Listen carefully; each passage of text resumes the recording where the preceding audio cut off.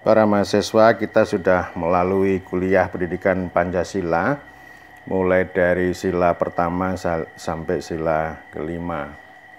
Kali ini saya akan melakukan semacam kristalisasi, bahkan juga sikap kritis. Kita menyikapi Pancasila baik dari gagasan maupun aktualitas. Ada beberapa hal yang akan saya sampaikan. Pertama, Pancasila itu mengandung koherensi, gagasan yang koheren, yang konsisten, mulai dari ketuhanan, kemanusiaan, kebangsaan, kerakyatan, dan keadilan. Tuhan itu yang paling tinggi. Soekarno pernah mengatakan bahwa di atas, dia bilang begini, kekuasaan presiden pun itu ada batasnya. Kekuasaan yang abadi adalah rakyat. Di atas semua itu adalah Tuhan. Jadi ini prinsip pertama, dan saya ingin mengatakan dari ketuhanan sampai keadilan itu mendefinisikan dan mendudukkan orang Indonesia maksud saya. Jadi ketuhanan itu mendudukkan orang atau manusia itu sebagai umat.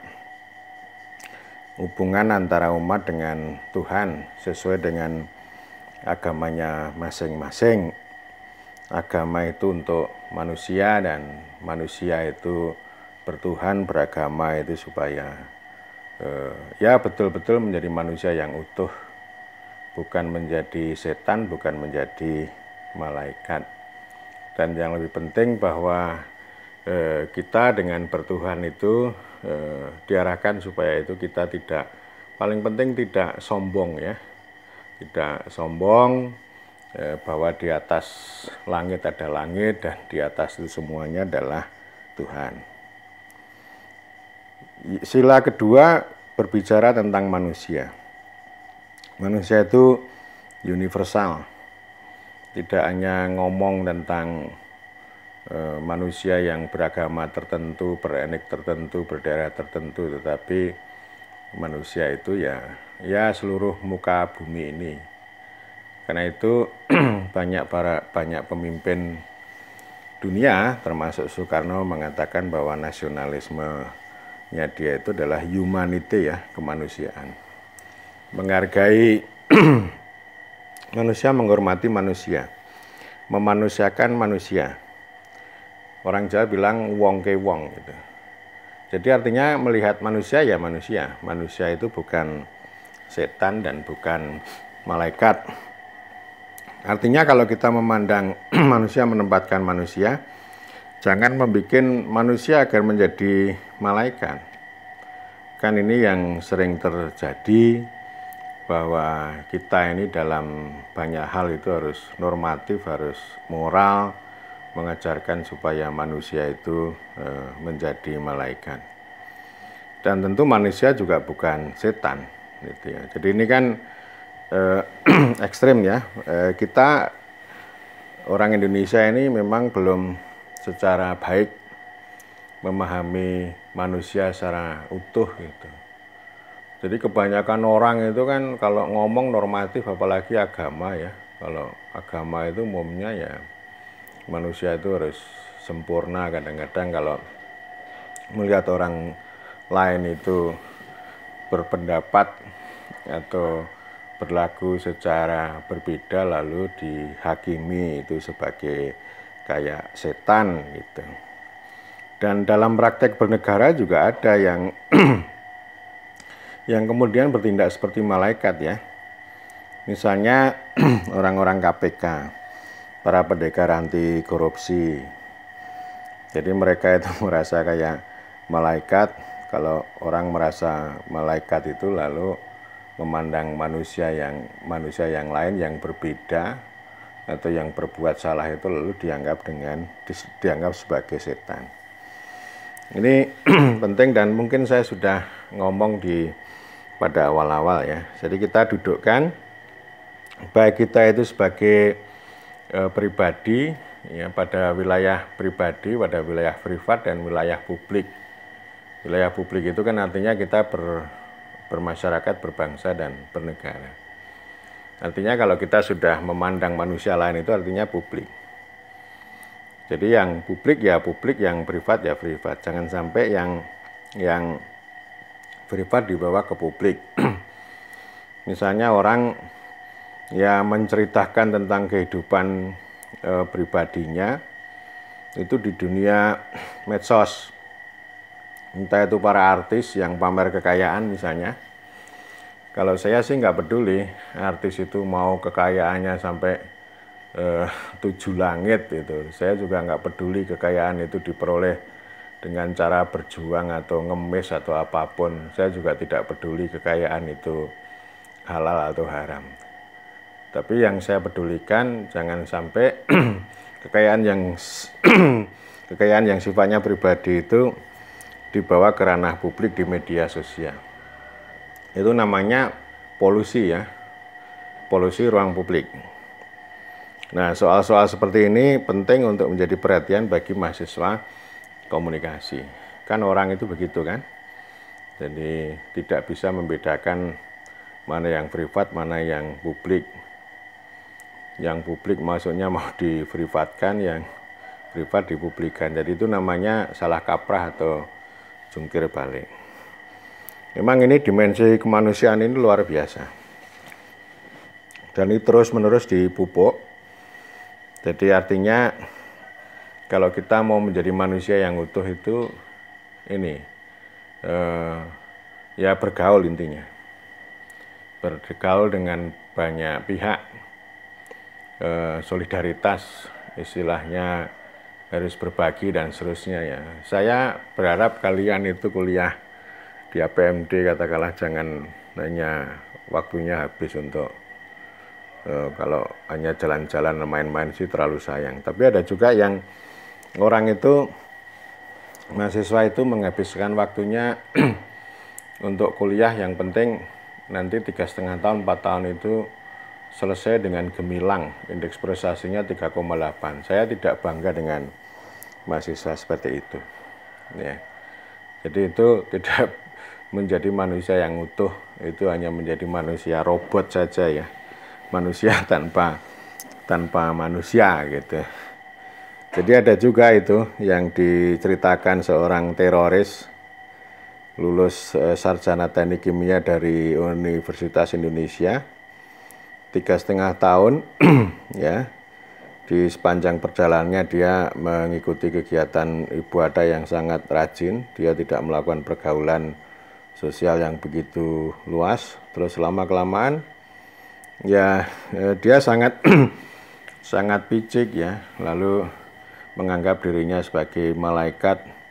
Orang-orang lain yang berbeda itu dianggap sebagai setan dan kemudian dia ahli menjadi perakit bom. Akhirnya ditangkap karena terlibat dalam terorisme. Ya, jadi pergaulan itu penting dengan berbagai daerah, berbagai suku begitu. Artinya kalian ya penting lah. Misalnya ini meskipun kita belum ketemu ya angkatan tahun 2020, tapi penting untuk komunikasi lewat media sosial ya kita supaya menjadi lebih lebih manusiawi. Kemudian sila ketiga bicara tentang kita berdiri sebagai bangsa, orang itu sebagai bangsa, kita itu dilingkupi dalam kerangka Indonesia. Kita punya imajinasi. Indonesia itu memang abstrak. Abstrak, kalau yang konkret ya kita dalam kehidupan sehari-hari di kampung itu kita bertetangga, bermasyarakat, bersaudara, ada tali darah gitu. Kalau Indonesia ini kan disatukan dengan imajinasi tentang ya konsep bangsa itu imajinasi, nusa itu imajinasi. Yang agak konkret ya bahasa. Bahasa ini bisa mempersatukan kita meskipun pada prinsipnya bahasa Indonesia bukan bahasa yang tunggal. Kita tetap bisa saja setiap hari dengan bahasa ibu, tetapi ya, ketika kita berinteraksi dengan pihak lain, kita bisa menggunakan bahasa Indonesia untuk mempersatukan itu. Jadi sekali lagi kita berbangsa dan memang proyek besar kebangsaan ini luar biasa. Misalnya konsep bela negara, wawasan kebangsaan itu kan satu paket. Itu artinya apa? Artinya bahwa proyek kebangsaan atau nasionalisme ini di Indonesia luar biasa. Seperti halnya misalnya Presiden Joko Widodo melakukan proyek ya, pembangunan proyek infrastruktur itu dalam rangka untuk mempersatukan Indonesia, mempersatukan berbagai daerah, berbagai suku itu supaya bersatu. Dan ini memang tantangan yang luar biasa karena perjalanan sejarah kita ini kan tidak menjadi negara yang tunggal dan utuh berkelanjutan. Kita punya pengalaman kerajaan-kerajaan yang kecil di berbagai daerah dan itu silih berganti sehingga apa yang disebut dengan negara itu tidak bisa menciptakan bangsa dalam arti yang sesungguhnya. Jadi konsep bangsa Indonesia itu kan lahir tahun 1920-an, kemudian ada Deklarasi Sumpah Pemuda, kemudian lebih resmi lagi 1945. Itu dibangun dengan imajinasi. Kalau negaranya memang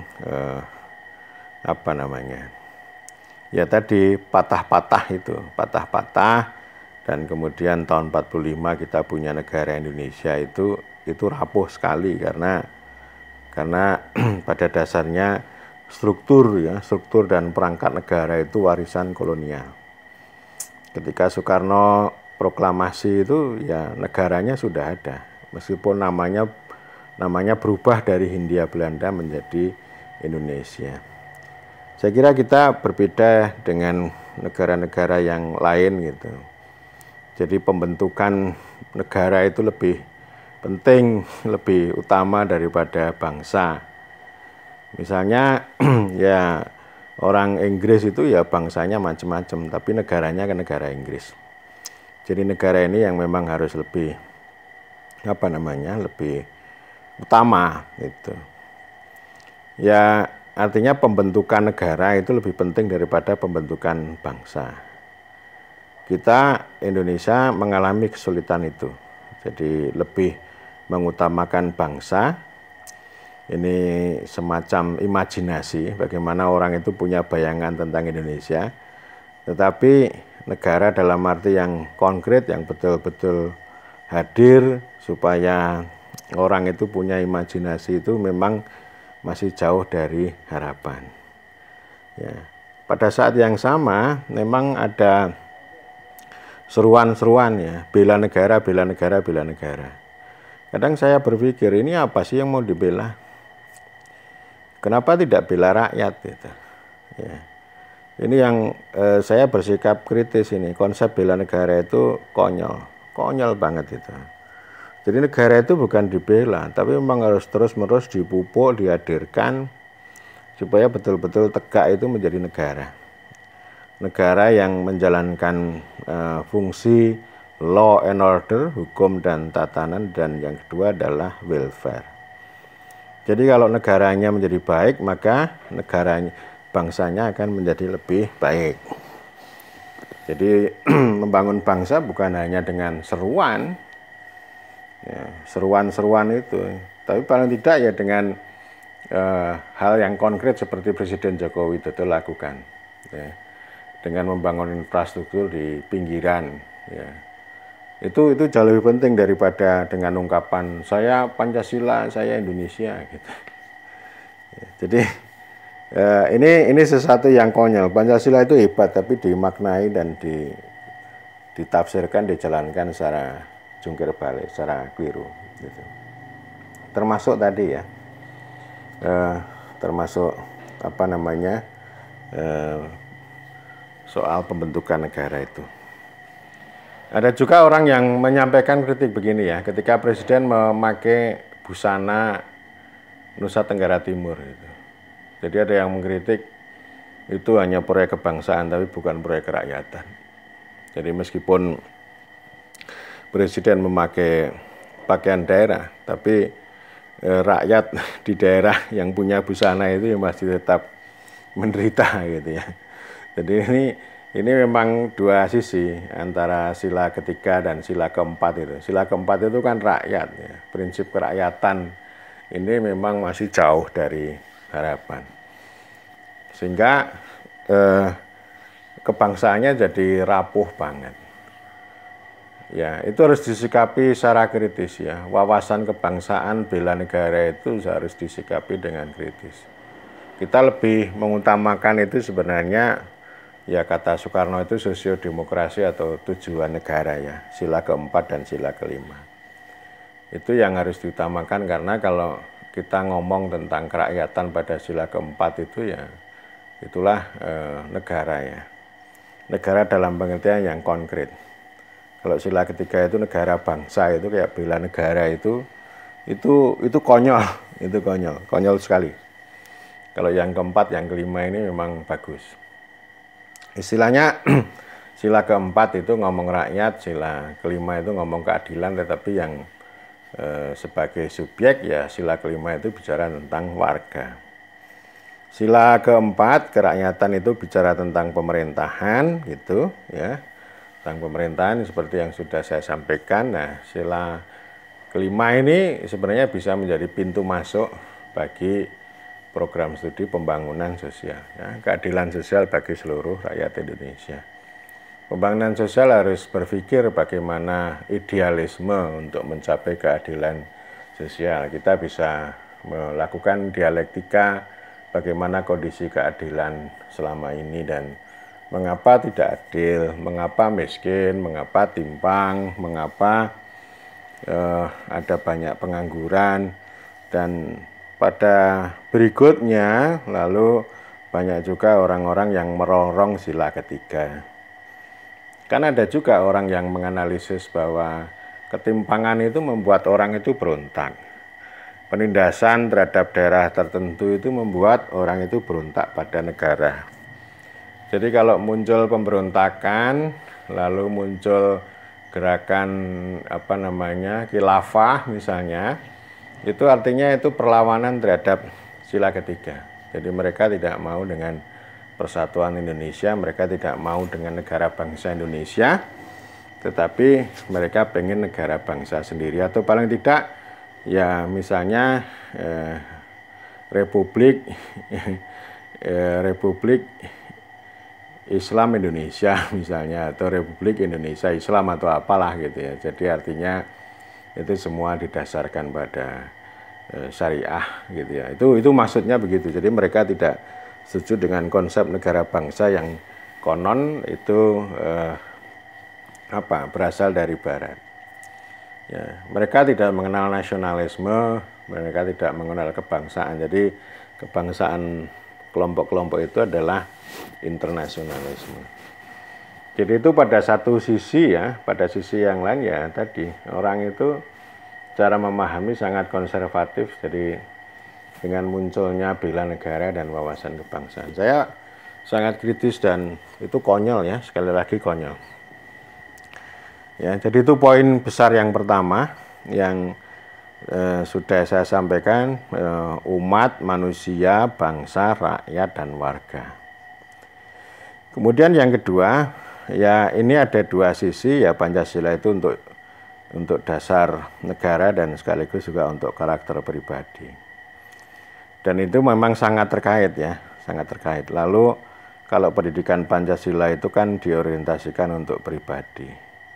Nah ini bisa kontradiksi ya.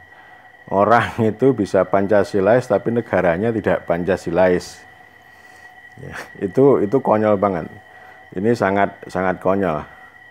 Artinya memang yang disuruh berpancasila itu hanya pribadi-pribadi, hanya akhlaknya, tapi negaranya tidak. Ini kan Pancasila sebagai gagasan, sebagai ideologi itu luar biasa. Ada koherensi nilai, ada koherensi gagasan, ya mulai dari ketuhanan sampai keadilan itu luar biasa bagi saya. Tapi yang jadi masalah itu ya cara orang menafsirkan menghayati dan menjalankan itu. Itu termasuk tadi. Jadi ya Pancasila itu untuk Anda, untuk pribadi masing-masing, bukan untuk negaranya. Jadi negaranya ini ya kacau.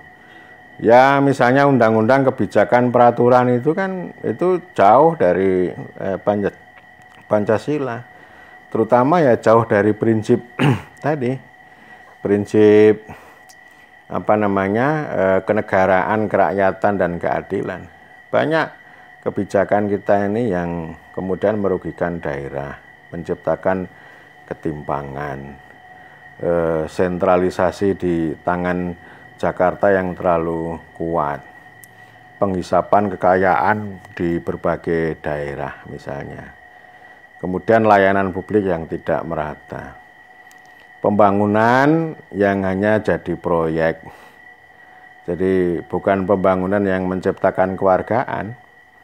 Saya sering mengatakan bahwa pembangunan yang masuk desa ini, misalnya ya, itu bukan menciptakan kewargaan bagi orang desa secara baik.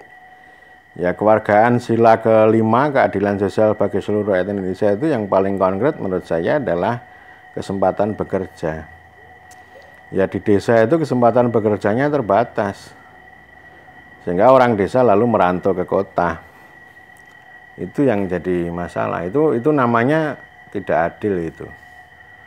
Ya kebijakannya bias kota, bias elit, ya bias negara, mengabaikan rakyat, negaranya itu birokratik gitu.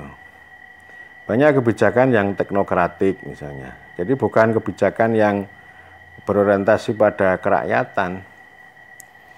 Teknokratik itu keahlian. Jadi kebijakan yang hanya didasarkan pada pikiran para ahli, pikiran para pembuatnya, tetapi mengabaikan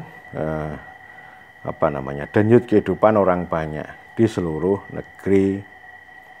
Ya, ini saya sering menyampaikan kritik ini ya. Jadi ada kesenjangan antara aturan dari pusat dengan kehendak dari bawah. Ya, jadi ini artinya juga banyak orang yang sering ngomong Pancasila tapi tidak berbuat Pancasilais. Seperti tadi ya, orangnya Pancasilais ya, tapi negaranya enggak. Atau paling tidak orang-orang yang mengelola negara ini memang sebenarnya yang harus ditatar, harus dididik Pancasila, bukan warganya gitu. Jadi ini maksud saya ngomong seperti ini penting ya, kalau kita berpancasila itu harus menyikapi secara kritis. Dan ini poin ketiga yang mau saya sampaikan, bahwa ya kita semua orang harus Pancasilais gitu. Harus secara pribadi, pendidikan ini juga penting ya. Nah, tetapi harus kritis. Kita ini harus kritis. Saya sering mengatakan bahwa santun dalam pergaulan sosial, kritis dalam pergaulan pengetahuan, dan lentur dalam pergaulan politik. Jadi itu pergaulan politik itu biasa. Anda di mana-mana itu pasti melakukan politik, tapi orang itu tidak sadar. Misalnya orang melakukan kegiatan organisasi kemahasiswaan itu politik.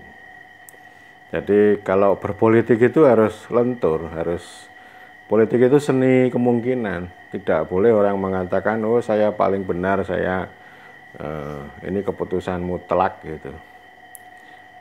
Anda salah dan sebagainya gitu. Jadi dalam politik itu tidak ada kata salah dan benar.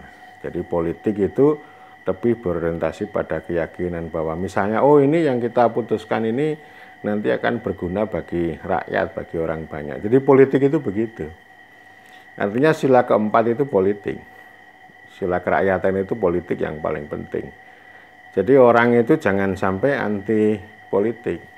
Orang berpolitik tetapi anti politik. Orang belajar politik tapi anti politik. Memang susah mempelajari politik itu.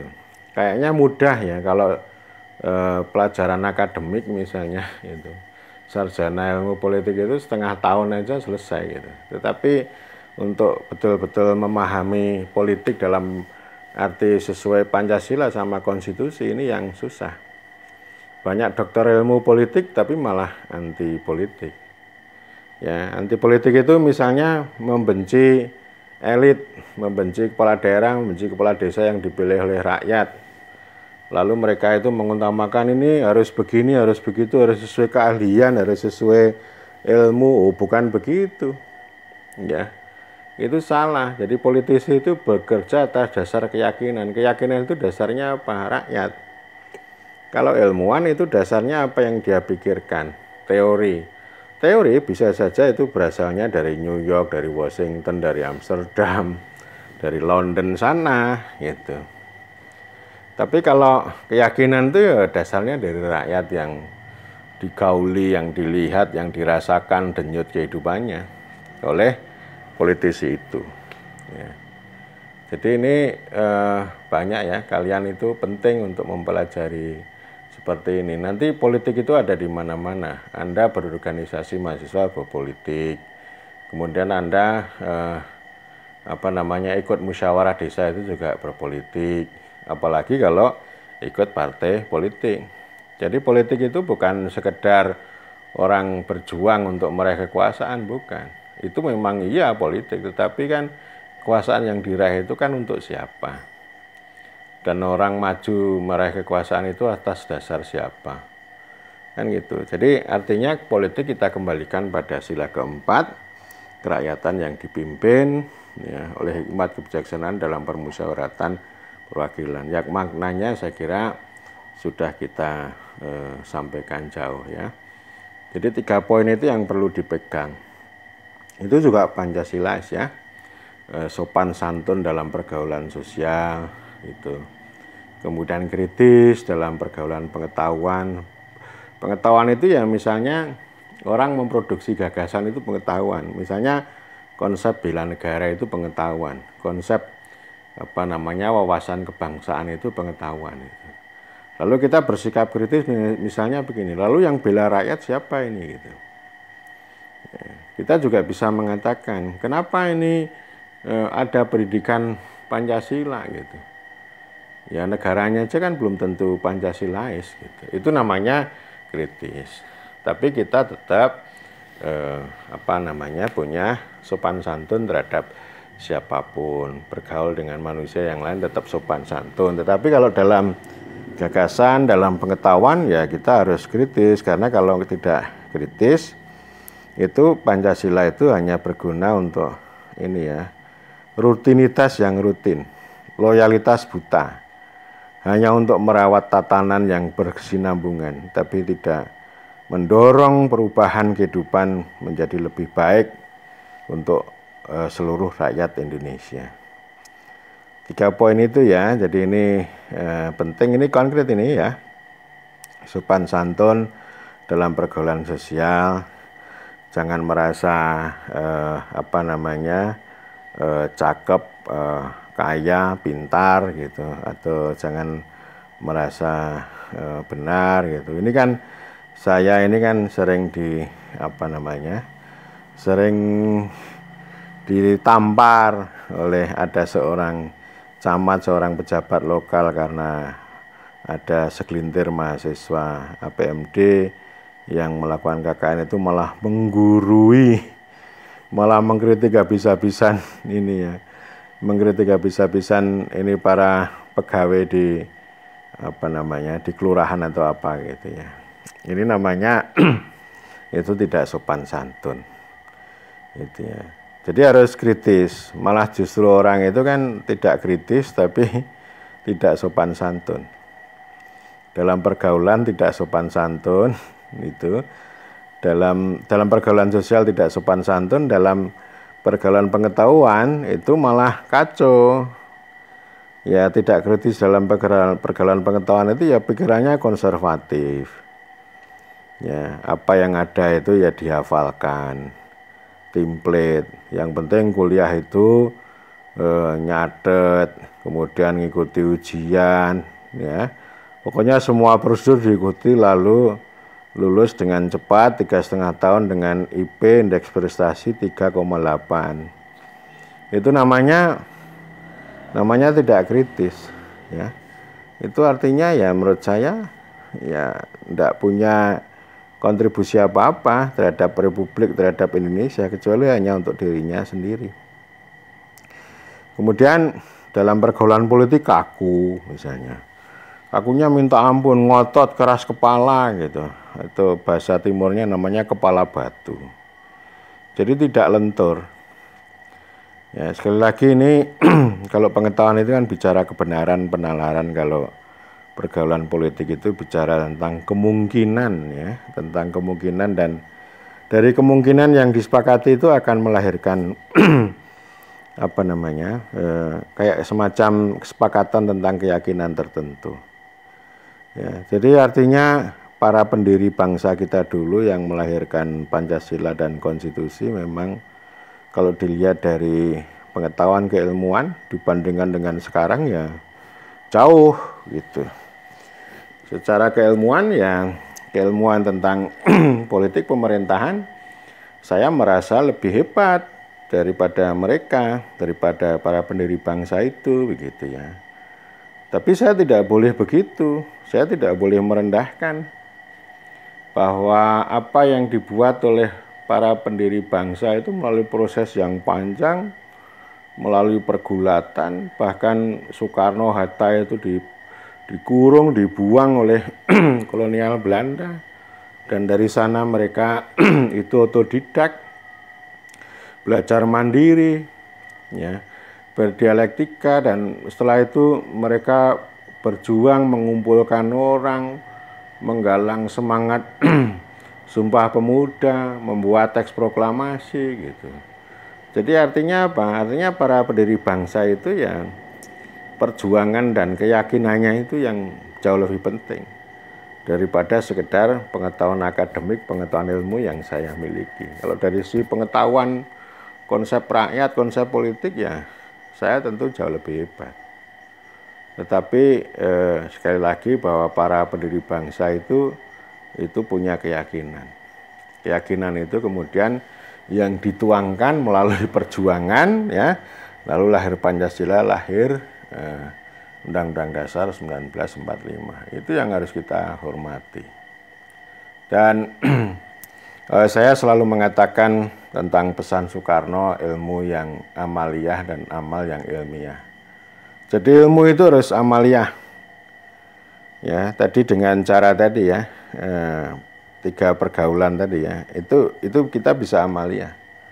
Kalau kita hanya sekolah 3,5 tahun punya indeks prestasi 3,8 itu tidak akan memperoleh ilmu yang amaliyah. Itu hanya ilmu textbook aja, nanti wujudnya selembar kertas ijazah itu nggak akan bernilai apa-apa. Ya, itu. Jadi ya, ini saya ngomong begini ini penting juga, kita mencari hikmah, kita belajar selama pandemi ini ya, dan itu nanti kaitannya bagaimana kita menyikapi hidup dalam pergaulan, termasuk pergaulan mahasiswa dengan kampus itu. Misalnya Institut Teknologi Bandung itu mengambil hikmah pandemi ini dengan konsep atau platform education 4.0 atau pendidikan 4.0. Ya, ini digital gitu ya. Nah, tetapi saya dengan hikmah Pancasila, itu mengatakan bahwa pandemi ini memang memberikan pelajaran bagi kita, terutama kepada mahasiswa itu untuk otodidak. Otodidak itu belajar secara mandiri. Itu bukan berarti bahwa kampus itu akan mengabaikan pelayanan dan pendidikan, bukan begitu. Bahwa apa yang diberikan dosen itu sekarang udah susah payah. Ada kendala teknologi, ada kendala teknis banyak sekali. Tapi yang jauh lebih penting ya kekuatan kalian masing-masing untuk belajar. Ya, saya dulu itu kuliah dari semester 1 sampai semester 5 itu nggak banyak tahu. Tapi semester 6 saya mulai otodidak, saya mulai bergaul, berdiskusi dengan kelompok-kelompok belajar. Gitu. Akhirnya saya banyak tahu. Dan saya dulu kuliah 5,5 tahun. Tapi pergaulan sosial saya cukup banyak. jaringan saya cukup banyak. Meskipun indeks prestasi saya cuma 2,87 ya. Jadi artinya ini indeks prestasi yang jongkok. Tetapi saya merasa bahwa konten atau isi atau ilmu yang saya miliki itu sebenarnya ya itu hampir 4,0 pengetahuan saya ya gitu. Tapi indeks angkanya rendah. Saya memperoleh pengetahuan yang banyak melalui proses diskusi bergaul dengan banyak pihak itu. Nah ini saya kira yang perlu kita sikapi secara kritis. Jadi Pancasila itu artinya kita tempuh dengan cara-cara seperti itu. Tidak harus dengan mengucapkan Pancasila, tidak harus mengatakan menghafal gitu ya, menghafal apa yang ada dalam Pancasila itu. Jadi Pancasila itu hidup dalam kehidupan sehari-hari, dalam hati kita gitu. Dan itu bisa dibangun melalui proses dialektika yang terus-menerus, dan saya berharap kalian ini memang otodidak ya. Ini sudah bolak-balik saya sampaikan konsepnya ya siap, mau, dan berani gitu. Jadi saya menghindari kata mampu ya, menghindari kata mampu. Yang penting orang itu siap, mau, dan berani. Ya banyak ruang di luar kampus bahwa kita belajar secara mandiri, itu artinya ya tidak semua harus dikoordinatkan, harus dikoordinasi, harus pakai surat tugas, harus pakai anggaran dari kampus, tidak harus begitu. Ada ruang yang begitu luas bagi mahasiswa ya untuk belajar, entah itu di kampungnya masing-masing, dalam musyawarah desa, dalam kelompok tani, atau anak-anak, atau apapun lah. Itu arena belajar yang luar biasa, dan itu akan menggembleng kemampuan Anda ya. Pengalamannya akan tergembleng dengan baik, dan yang sangat penting adalah sikap kritis itu ya.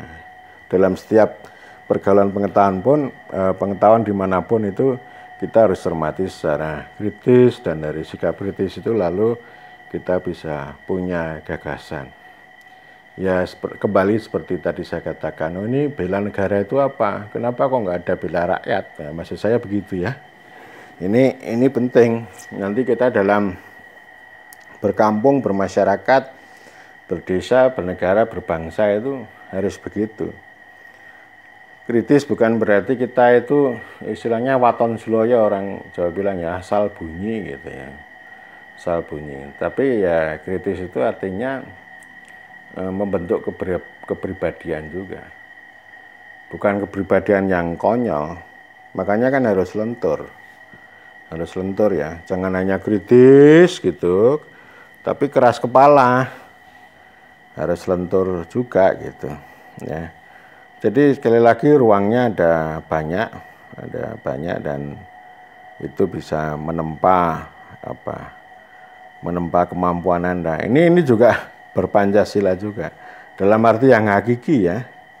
Kalau Pancasila dalam arti yang ya kayak kuliah itu ya dihafal gitu, dapat nilai gitu, lulus gitu ya.